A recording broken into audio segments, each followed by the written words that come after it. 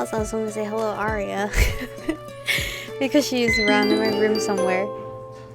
Oh, she's under my desk, actually. But here we are, entering chapter 21. There are 6 more chapters after this. It's either 4 more or 6 more. I peer into my brother's eyes, pleading with him. He's being rather difficult and blocking me from going to meet the caller at the location he mentioned. I said no, he barks at me. You haven't even listened to my arguments. I gripe. I don't need to. The answer is no. You're no super. What makes you think you can go out there and meet some mysterious man all on your own? Besides, you're under house arrest. When have you ever lived by the rules? I huff. Oh, okay, I thought I read that wrong. Look, I'll be careful. I'm just going to meet up with them and I'll be in and out in a jiffy. No, that doesn't work. Jiffy my ass. Rice sneers. It's totally a trap. You're walking into a den of the unknown. Well, there's only one way to find out. I'm not letting you go alone. Well, someone has to stay back and babysit these 2 here, I remind him. Oh, I also don't want Ryan to come with me in case it is a trap. I'm protective of him. But I'm prepared to put my own life in harm's way to find out more information on my parents. Ryan suddenly puts his foot down. The answer is still no.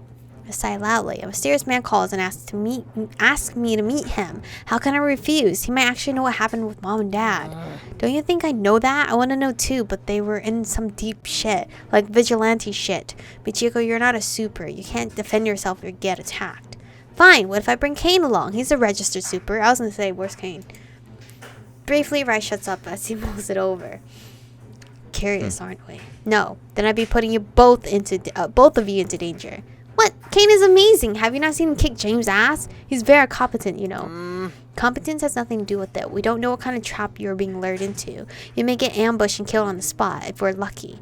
If we're not lucky, you'll get kidnapped again, and this time you'll be tortured. I'm not stupid, Rai. I know very well the danger I'm walking into, but it's our only clue here. Our only real piece of the puzzle. I want to know more about Mom and Dad, and if that means blindly trusting a stranger to go meet them, then I will. I'm too stubborn to give this up. I'm going to meet that person, whether I'm alone or have backup. One way or another, I am going. The song started playing in my head. Every time I see the word one way or another, I think of the song. And I can't even put the song in the video, because it's going to get fucking clipped as fast as the copyright not clipped. But you know the song, if you do know the song, because it's playing in my head right now. And I only know that one lyric. Ryan groans and buries his face into his hands, his palms digging into his eye sockets. You're infuriating. I get that a lot, I dismiss. There are cameras here, you know. Forrester Inc. is watching us. They'll notice you leaving. Well, you're the genius here. I'm sure you can disable those cameras for a brief time. What makes you think I will do that? He sneers at me. I want you to stay home. And I want to know what really happened to Mom and Dad. I snap back, feeling my anger rising. Ray clicks his tongue at me and averts his eyes, fixing his gaze on the floor. You think it's fun for me to be in the dark as well, he grumbles. I take in a small breath to calm myself down. Sorry for snapping. I apologize. You're going to go either way, whether I like it or not, huh? Yep, I nod. Fine, if you're going, then you're taking Kane with you, and I'm flying my drone as a backup. I relax my shoulders and smile at him. Thanks, you're the best. I ruffle Rye's hair, but he bats my hand away. And we gotta come up with a plan, and a backup plan, and maybe a plan C. Right, you go ahead and think of that. I'm going to call Kane. I bow out of the living room and head to my bedroom. The very next day, I'm outside waiting for Kane to arrive. The sky looks dark, like it's about to rain. Rai is next to me, fiddling around with his drone. I thought he said noon, not midnight. Eok's come to see me off. I'm a little glad James is off training in the forest again. After yesterday, I don't really know how to face him at the moment. Cameras are off, I ask Rai. They're being spoofed. They're seeing some old footage from yesterday, he explains. Good, so I can leave in peace without them knowing. I'm still a little confused to where you're going, says Eok sheepishly. It's okay, I don't know exactly either. I don't know it either exactly, I admit. I looked at the address and it's located in an industrial area. It's a warehouse for some kind of company dealing in ceramic tiles, or something like that. Rai battles off. Well, Eok, no matter what, I'm going to find out why that person called my parents. Cell phone after so many years. I want to know what kind of information they have. Sounds dangerous to me, Eok acknowledges. That's because it is. It's crazy to go out and meet that random stranger, Rai pipes in. Can I come with you, says Eok. I smile at him, appreciating the offer. Sorry, you can't. You're supposed to stay here and not leave. Eok continues to look worried, though. So are you. He brings to my attention. Well, he got me there. Yeah, I know, but I can't sit here and twiddle my thumbs. I have to go look for answers. Let me come, I can protect, he stresses. Yes, but I raise my left hand, flashing the faint oath symbol to him. You have an oath to not hurt anyone. True, but I could still be a lookout, warn you of anything dangerous. Rai coughs loudly for starting up the app on his phone and flies his drone high up in the sky. It makes a loud engine noise and flies. I'll be the lookout with this drone. So, how far is the range on that thing? He's really operated all the way from here? I asked skeptically. Are you doubting my prowess? He asked, feeling insulted. I decided not to answer that. If I made it, then I'm sure he's got a ton of range on his drone. I'm stuck babysitting the aliens, but at the very least I'll have eyes on the both of you. I hope the weather won't mess things up, I say, looking at the dark clouds. Even Rai pauses at that, looking a bit worried, tiny bit worried. Eventually, Kane pulls up on his motorcycle. Where you the what? It's gonna rain. He drives a motorcycle. I guess he wants to be adventurous today and not use a car. I guess. He removes the helmet from his head and shakes his fire red hair free. Hey Kane, hot as ever, I see. So, how long were you two going to keep me in the dark with all this? He accuses us. We're still figuring things out ourselves, you know, I reply. Like, dude, your parents are vigilantes. What if my parents were too? We only have scarce information on our own parents, nothing about yours. We don't even know if your parents knew ours were vigilantes. They could have hidden it from them too, Rai explains. Will he protect you? Io asks, pointing at Kane. Of course, I'm Michiko's bodyguard here. I won't let anything happen to her, Kane answers dutifully. I muster up a smile. Kane has got my back, always has.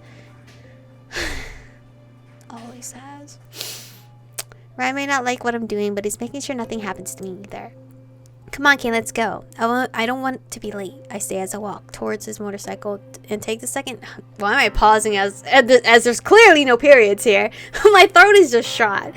And take the second helmet off the back, putting it on myself. I'll be there watching, says Rai, as the drone hovers in the air. And don't you dare lose that earpiece. I tap my ear, which has a small electric device wedged into it. It's a direct line to Rai so he can talk to me, and I can talk to him, his own invention, of course. Good luck, Michiko, says Iyok. Thanks, I'll be back before you know it. Make sure that James takes a break from all the training and eats, alright? Iyok only gives me a confident smile.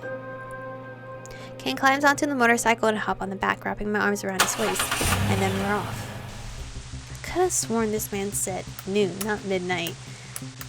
Maybe I'm just a forgetful one. Rain starts to fall down from the heavens once we arrive at our meeting spot. As we get off the bike, I talk to Rai. Hey Rai, can you still see us from up there? I asked, looking at the drone that's been following us the entire ride. I still maintain visibility, but if this rain gets any worse, I'm going to have to park the drone somewhere. It's not built to withstand extreme weather. He sounds annoyed. I hate the rain, says Kane. Kane once he removes his helmet. Hey, because it's rainy, if there's an explosion, at least we got rain to like put it down. The fire.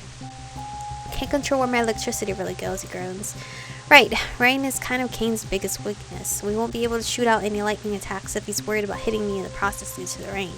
Maybe we should go inside the warehouse. The caller didn't specify whether or not we should enter. The place is deserted with no one in sight. Just a rundown-looking metal building. It's eerily quiet, only the pitter-patter of the rain filling the silence. If you see anyone, I asked Kane, still looking around for any sign of another human being. Nothing. I haven't seen anyone since we last passed that drunk man on the street 5 minutes ago. Right, do you see anyone up there? Negative. I haven't seen anyone around the premises. Be on your guard. I hear his voice say through the earpiece. I nudge your foot against the metal door of the building, wondering if I should go inside. You think he's inside? I voice out my thoughts. If he is, why would it be locked? Kane questions, trying to open the door but doesn't budge. Maybe there's a side entrance or something, I mutter, and start walking along the building. Don't go too far, says Kane as he jogs after me. Rai, can you fly around to see if there's any other entrances to the building? The drone moves away as it starts to fly over the building. The rain is starting to worsen. I hope you can continue to keep watching over us. A few seconds later, Mary alerts me. On your right, there's a staircase leading to the door. It says, to a door. Alright. Kane and I walk around the rear of the building. Indeed, seeing a staircase attached to the building. I eye it suspiciously, but there's no time to have second thoughts. I place my foot on the first step and scale the stairs. My heart drums with each step I take. I place my hand on the handle and push it down. There's a click and I can feel the door move. It's unlocked. Well, isn't that convenient? Kane mutters sarcastically. Check for booby traps. Rai says in an urgent voice. I inspect the door. I am scared to walk in here. Because at any second, somebody could have a gun up to your head or something. The joke's on them. Imagine they point a gun at you, but you're too short, so they're pointing at the air. But as I start, I push the door open. I don't see anything out of the ordinary, no strings setting off the trap either. Michiko, Kane, I can't come inside. You better tell me what you see, Ryan warns us.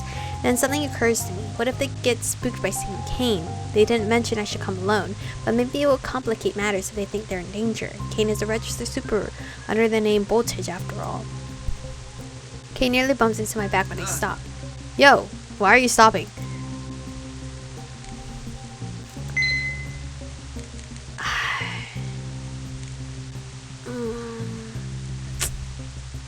You see,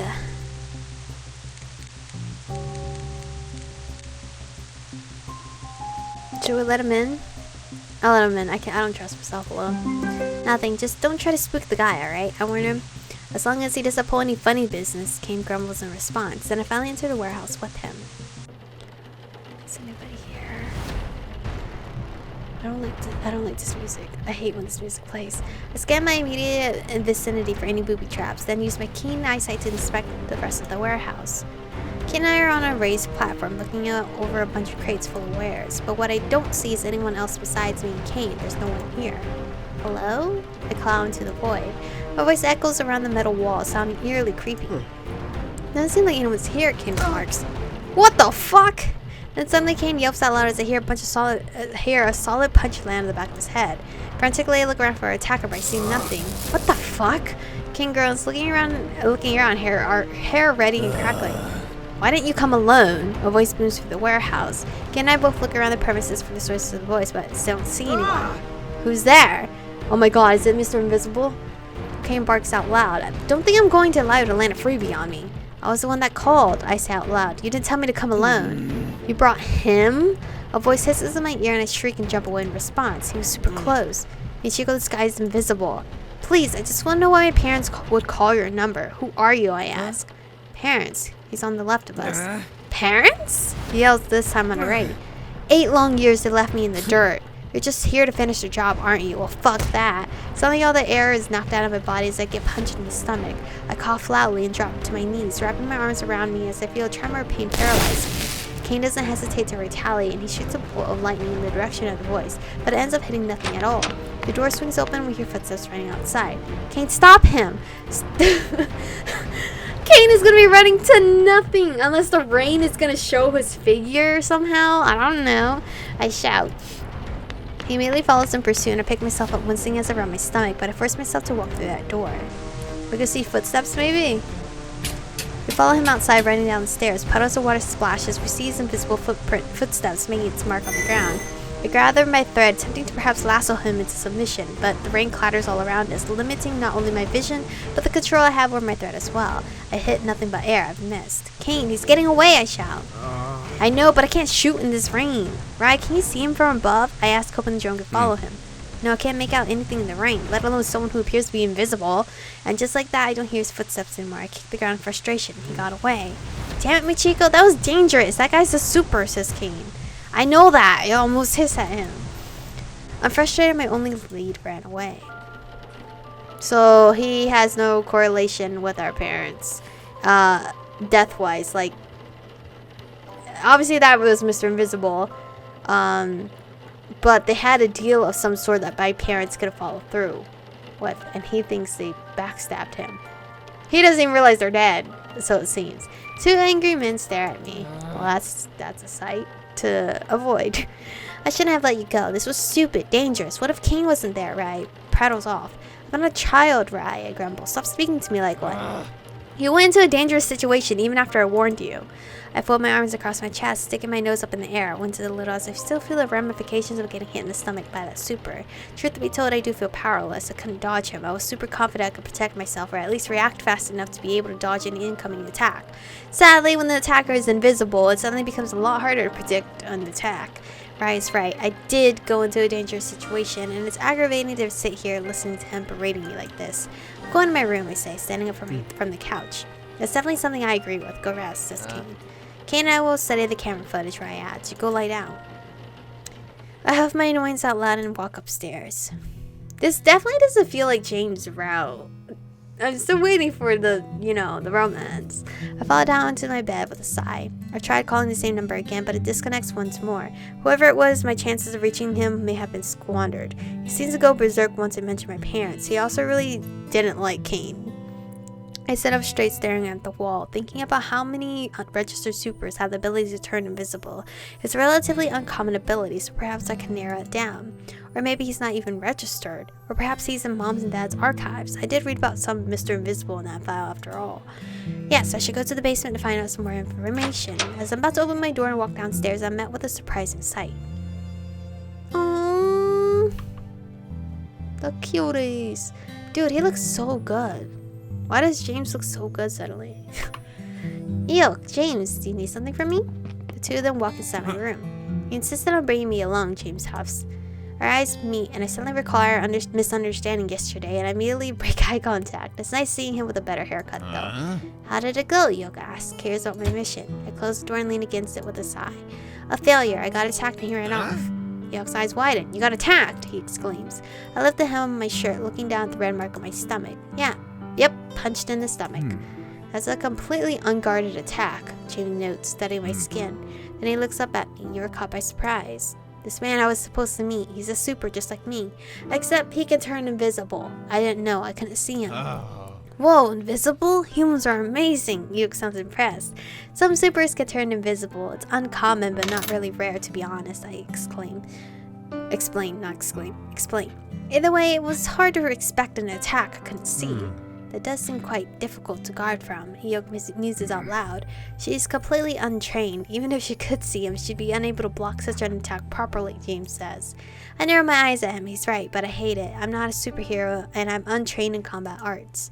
I can do some clever maneuvers with my threat, but nothing can compare with being able to block and parry actual attacks. It's frustrating that I'm unable to do these things. My one lead on my parents. Mystery got away and attacked me in the process. I felt helpless and I don't want to feel like that again, so I mustered up my courage. Eok, James, will you help me train in self-defense? There's a silence between the both of them as they stare at me. James in particular looks surprised. Of course, I will do it, Eok happily agrees. My eyes lock with James. He huffs in return. It would not be a sufficient training regime? What the fuck is this word? If we're unable to hurt you. You don't need to hurt me to be able to train me. Michiko has a very good point. I believe we can simply instruct her on what to do. I cannot read today. Agrees with me. What good is training in self-defense if she has never had to block an actual attack during training, James huffs. Maybe do it slower and without any power, I propose awkwardly. Not really knowing much about training. James just shakes his head in dismissal. Suddenly he's closed the distance between us. His hand grabs my wrist as he spins me around. Training is about anticipating the attack and reacting fast enough to dodge. He says as he pins me down onto the bed with my arm behind my back. My face is pressed into the mattress and he hovers his body above me, lowering his face next to mine. Sir, you are seducing me. How can I train you properly without actually sparring? Then he removes himself, letting me go. I turn around on the bed and click my tongue at him. You didn't have to demonstrate my lack of reaction, I say grumpily. I'm sure I could figure something out. At least Michiko can learn the basics, such as a good fighting stance, Eok says cheerfully. He's always wonderfully positive. Besides, Prince James is the best captain I know of. Surely he will be able to overcome such a challenge. Eok grins at James. Good one, Eok. Appeal to his pride. Of course I can do it. Remember who you're talking about here, he says, sounding mildly annoyed. Yes, Prince James, Eok says, showing me a small smile. So, you'll help me train? I asked, feeling all hopeful. I can see James grind down his teeth, but after a few seconds, he relents. I don't want to hear you complain about the rain. We start tomorrow. He then turns his back on us and walks out of my bedroom. I can't help the wide smile stretching across my face. I'm going to learn self-defense. Safe to say I'm anxious, but I also excited about this. Yesterday was a reality check for me. Rara was right. I am completely unprepared and out of my element. That's why I'm taking these steps to rectify my weaknesses. I forgot he wears his outfit for us. Outfit for himself for training. James and Eok stand before me. They look ready for battle. I'm grateful they're taking it seriously. We'll just be going over some basics. I adjust them for your size as well as combat knowledge, which is non-existent, says James. I pat at him. I know I don't have any experience. You don't have to take a dig at me like that. Now, run 2 laps to the house and back here. 2 laps? How far away from the house? James distracts me. My shoulders slump. Seriously? I thought you were going to show me some self-defense moves, I complain. I mean, you need stamina, too. Eok beats his chest with his fist. The two of us warm up first. I can run with you if you like. You think you're going to train properly stretching your muscles? James asks in this tone that shows he's almost insulted that I would complain. When is the last time you had any kind of training regimen? I feel like that's regimen, but there's no N. I don't know, he asks. I stare at him blankly. Any kind of physical movement, he asks instead. I ride my bike, I say, gesturing my hands vaguely. I know I haven't exactly been working out and live quite a sedentary lifestyle, but I do ride my bike around. Bike? James inquires. It's a vehicle powered by pedaling with your own legs. I try to explain, knowing I'm only making it more confusing. I can show you later, I suggest with an awkward chuckle. Just do the laps, James sighs. Guess I'll have to. Warming up is important. I push the hairband back across my head to keep my face as free from hair as possible. Then I start to jog out of the clearing. Eok soon follows me, clearly more experienced and not breaking a sweat. After running 2 laps, I'm already exhausted. The clearing we're in is like a 10-minute walk away from the house, so having to run all that.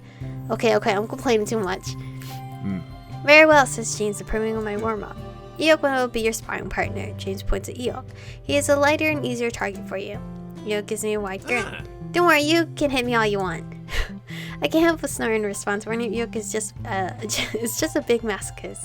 You sound very enthusiastic about getting hit by me. I don't really want to hit you. You sound too enthusiastic. I say with a small chuckle, poking fun at him. Eok's positive mood isn't dampened. Instead, he puffs out his chest. I'm honored to. I snort again. God, he's so endearingly weird sometimes. Eok, there's nothing honorable about being someone's punching back, James huffs. Eok's brows droops in response. Eok in position, he commands. Eok twists his body and faces me, arms up in a fighting position. That's your basic form. You want to make it yourself a smaller target, covering your own openings. James walks behind me and I watch him with curious eyes. He taps his foot against mine, forcing me to spread my legs apart. My feet trail across the dirt until they're spread far enough apart that I'm matching Eok's stance. Always make sure to have good footing. It's the best way to withstand an attack if you keep your center balanced. He then grabs my arm from behind, positioning them up in front of my face, tucking my elbows in close to my body. Then he makes me twist my body sideways, facing Eok. It's strange, but with his chest pressed up against my back, I'm hyper aware of the places where he's touching me. Come on, Michiko, stop! Stop recalling him blushing. Always create distance between you and the attacker. Prevention is the best defense, he mentions as he steps back. You don't want them close enough to land a hit, so we always keep moving on your feet. Got it. Move around, don't be an easy target, I say. Eok, grab her. James instructs. Eok moves slowly that he's not threatening at all. His hand grabs the collar of my shirt. Regardless of species, we all have our common weakness, says James as he circles around the 2 of us. The eyes are a small target, but highly effective to reduce their vision when you get away. Use your fingers to press into their eye sockets if your hands are free. Well, that's certainly a gruesome image. If you're being restrained, you can use your elbow to strike the chin instead. James showcases the maneuver where he lifts up his elbow and strikes with an uppercut. Okay, but how do I know where the eyes are on an invisible target, I point out. James' faces falters for a second and he thinks it over. Even Eok looks confused. That's a good question. Then let's not focus on the eyes. Focus on the parts that are vulnerable and not hard to miss. The face is always a good target to attack, regardless of whether they're invisible or not. Try using your elbow to strike him. I awkwardly raise my arm and twist my body so that I lift my elbow up to lightly bump Eok's chin. That tickles, Eok chuckles. The point of this exercise is to actually learn how to hit, so hit him. James grins exasperately. I'm a little wary of actually aiming to strike Eok, a friendly face. What if I knock out one of his many teeth? James repeats the maneuver again to demonstrate, then gestures for me to repeat. I don't want to hit him. I don't want to hit him, but I also don't want James to be mad at me. James being mad at me is more scary than me hitting Eok. I'm sorry, Eok. Sorry, Eok, I say, bracing myself. As his claws are still grasping my collar, I bring up my elbow to strike him in the chin. My entire arm feels tingly for a second as I hit my funny bone by accident. He shrieks, letting me go and stumbling backwards. I look at him with remorseful eyes. Sorry, did it hurt? He rubs his chin, but gives me a smile. Did good. That had a lot of power behind it. Seems you can land a blow when needed. James begrudgingly concedes. I didn't really want to, though. I feel a bit guilty, I confess. One day you may have to attack someone you know and trust, James explains. He gives me this withering glare, and you have to be ready to strike without any hesitation then. That's messed up, I mumble. Prince James is right. You can't let your feelings get in the way. Otherwise, you'll leave yourself very vulnerable to attacks, says you. I'm glad to see you at least retain some amount of your training, you traitor. James grunts at him. Once more, Eok's face falls. Hey, leave the remarks, you're training me after all, I say. Fine, Eok, grab her from behind, James instructs. Eok stands behind me and puts me in a chokehold. To get free from this position, use what you can to your advantage. Your arms and legs are free, so you can attack his feet by stomping on them. As far as I recall, Eok's wearing very shiny metal shoes as armor. Even when he's wearing that, I ask reluctantly. Yes, it's your goal to make him lose balance. Try whatever you can. Alright. That sounds painful.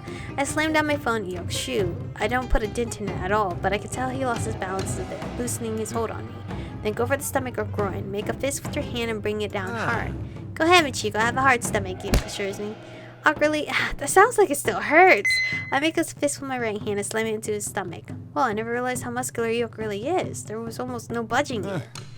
Good. Now do them both consecutively. Feet first, then stomach. You want to be quick and use the momentary confusion to break free.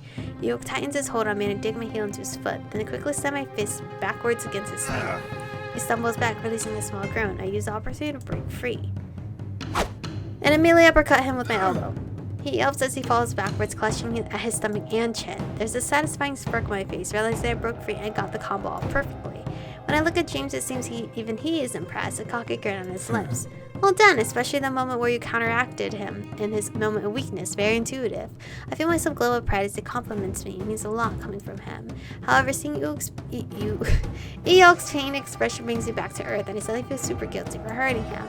Did I hit you too hard? Are you okay? Do you need a break? I asked, spreading over him. Pull yourself together, Eok. This is simple training, James barks at him. Eok shakes his head and slaps the side of his face to wake himself up. Right, let's continue. Michiko's doing amazing. I giggle at him. I can't believe how both of them are being so supportive right now. We spend the rest of the session repeating the same maneuvers, with James teaching me a few other moves as well. I'm completely exhausted and covered in sweat when I ask to call it a day. Oh, the cute music. Reminds me of Kane's route. Kane's route was by far way better than James' route. My opinion. James might just end up saying bottom tier. I thought for sure James was the one. Or maybe it was Gray, when I was reading their little information. My body is sore and aching from the small amount of training I received today. Coupled with my own problems, it seems like I just can't fall asleep. I may be getting some training, but the mystery of the invisible super still isn't solved. Rise drone footage revealed nothing but a bunch of rain. It only recorded Kane and I fleeing the building. I toss my legs over the edge of the bed and get up with a sigh. If I can't sleep, might as well go down to the basement and perhaps find a clue. I turn on the lights and slowly walk down the stairs. My parents kept a cabinet full of archives of superheroes. Maybe I can get some more information from there. I open up one of the drawers and take out a bunch of folders. Time to look at them one at a time. It's been like an hour later and I can barely keep my eyes open. There are so many supers that are listed in here, all with apparent ties to Julio. I had no idea. Some of them I actually recognize. They have since passed away or gone missing in those 8 years, though. In fact, given how many are dead or missing, I'm starting to wonder that a lot of these folders may just contain information about missing supers in the first place. Maybe Mom and Dad were tracking them down. I did find several folders with supers who had the ability to turn invisible. Who knew the ability was that common? One of them I could already cross off the list because they were deceased, big red stamp over their name. Another I could cross off as well because their ability was defined as only being able to turn their body invisible and nothing else. There's a difference between only turning invisible and being able to make other objects invisible as well. My mysterious caller was the latter, unless he was naked this entire time. I shiver just thinking about it. No, I don't think anyone walks around naked in the rain. Most likely he can turn objects he touches invisible as well. So that leaves me with 5 supers with this ability. Some of them have their address listed, but not all. Of course, this information is at least 8 years outdated, so they may not actually live there anymore. I had to visit these locations myself to find out. the ride is going to be an issue, he will forbid it. I guess for now I'm going to have to continue the training session with James until I'm confident enough to take on an invisible super. I finally emerged from the basement, stretching my arms. All this thinking got me thirsty. I should go drink something. As I opened the fridge, scanning the shelf for anything Ryan may have bought me, I hear another pair of footsteps descend the stairs. I peer over my shoulder to see James walking down. I guess I should get used to you being up in the middle of the night, I say, making light conversation. My eyes travel down his body, expecting him to be in his underwear. James lowers his brows, realizing why I'm giving him a funny look. Is he in pants? Thank God. I'm wearing proper clothing, he says defensively. Granted, he is wearing pants, though his upper half is still exposed. It's fine, really. It doesn't bother me. Is there anything you need? I ask. I can fix you something to eat if you like. James sets his gaze upon the fridge, taking a long time to answer. Maybe a hot cup of chocolate? I suggest cheekily. That seems to get him to talk. I was planning on taking a stroll, but I wouldn't mind drinking that beverage. Alright, sit back and relax, I say, and scoot him over to the living room instead. A stroll at night? A couple of minutes later, I carry 2 cups of hot chocolate into the living room. James is seated on the couch, and I hand him one of the cups, then sit next to him, holding my own. We drink in silence. I want to say it is awkward, but the silence is making my mind go places. I still feel a little embarrassed about that ear incident. It doesn't seem like James is affected as I am, so that's a good thing. So, James, I start slowly blowing over the warm liquid to cool it down. Couldn't sleep. James pulls the cup away from his lips and stares down at the coffee table. Sleeping proves to be difficult lately, he admits in a soft voice. Same, I agree with him. So many things on my mind, not to mention my muscles are killing me. I'm sore all over. That's because you've never properly followed a training regime, whatever. You have a weak body. Oh, thanks. Thanks. You called me a defect, now you're calling me weak. I know I groan. You don't need to tell me that. At least I'm trying, right? I suppose, he admits. Keep this up and your body will remember. Then it won't hurt anymore. Are those words of encouragement, I say jokingly. Motivating your troops is an important task as a captain, he says, dutifully. Bad morale can mean defeat. Well, I'm not part of your troop, but I am thankful you decided to teach me, so thank you. He says nothing, instead of taking a sip from his hot chocolate, silently acknowledging my thanks. I lean back into the couch, pulling my legs up against my chest, resting my cup on top of my knees. You know, I was much more active when I was younger, I swear. It's just, now that I'm older, I don't really do any sports or the like. I'm too busy. Busy or lazy? He asked for a distinction. Listen. ¿Por qué no los dos? Like both. I'm both. I felt slightly. Maybe a bit of both, I admit, as I drink from my cup. Another silence stretches between us, though it's not awkward or anything. I'm surprised it's James that breaks the silence. What were you like when you were younger? I'm actually aware that this is the second time James asked me a personal question. It catches me off guard.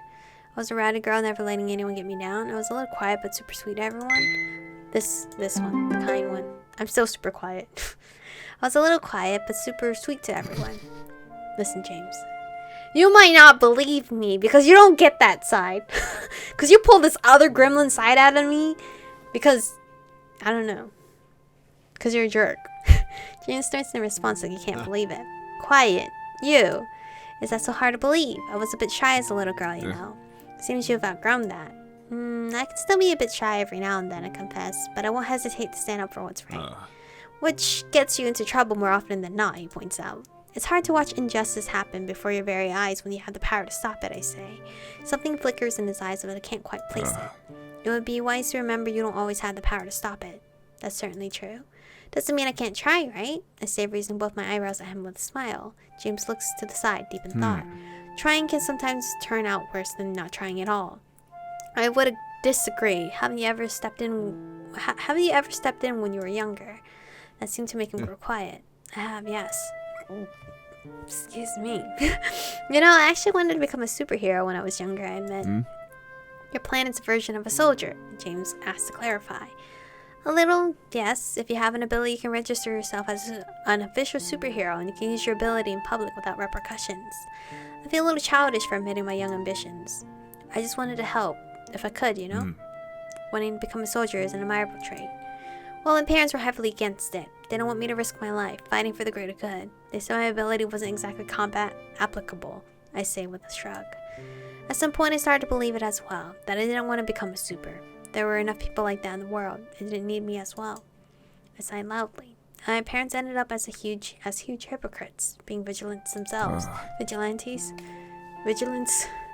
Vigilante sounds correct. Parents wanting to protect their young isn't hypocritical, James argues. It is smart. Well, they accomplished what they set out to do. I'm not a super. I ended up making super suits for the actual supers, just to feel like I was still helping out a little. I gave him a sheepish smile. Don't get me wrong, I do love my work, but lately I can't stop wondering what could have been. Wondering what could have been, huh? James exhales a small breath as he stares down at his cup. So, James, what were you like as a child? I asked, getting curious myself. The question makes him pause for a second. Weak is his answer as he takes a big gulp. Well, come on, you're a child. Children are supposed to be weak, I say flippantly. We're who aren't meant to be weak. We value strong members of society. As a prince, I had to become the strongest. I guess I didn't look at it from that perspective. Having to grow up under such pressure, I mumble quietly. Weak and ideally naive. That is what I used to be. Young me wrongly thought he could save the day without having the strength to back it up. Then my eyes land on his chest, the scar that he got when he was younger. Is that how you got this? I ask, and I point at his chest. Yes, he says, finally finishing the hot chocolate. I was too young to properly heal it, leaving the scars to finish for him.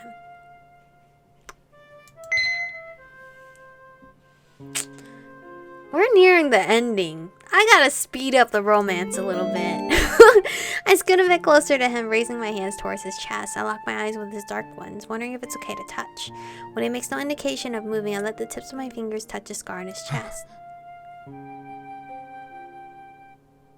Did I do wrong? James inhales a sharp breath but keeps looking at me. Did it hurt? I ask softly as I trail the scar all the way down. And suddenly his hand grasps my own, halting my movements. Did yours? He inquires back. I feel like my breath has caught my throat. I avert my eyes away from him, opting to look down at the scar on my own arm. At the time, yes, I answer. He releases my hand. It was reckless to protect me, he comments. I don't regret it, I fire back. Oh, he looks so sad! What the fuck do you look so sad for? Oh, he's so cute. His eyes falter and his shoulders slump slightly. It is my regret that I thought I could protect my siblings, but the bright light and the subsequent barrage of wind attacks was not something I could defend him against. He suddenly bares his fangs. I couldn't even protect my brother, who was a baby at the time. He got slashed across his eye, permanently losing his vision. Oh, is it when he was protecting them from... What is that guy's name? Started with a V. It's not Voldemort. Wagner, I think? I don't remember. I'm starting to put the pieces together. A blinding white light and wind. That's just what happened with Nornis, I say softly. He brought down a house with him. Prince Nornis is... Veritas. Why did I say Wagner? Prince Nornis is Lord Veritas' younger brother. That he shares the same maniacal strength as his older brother, which should be no surprise.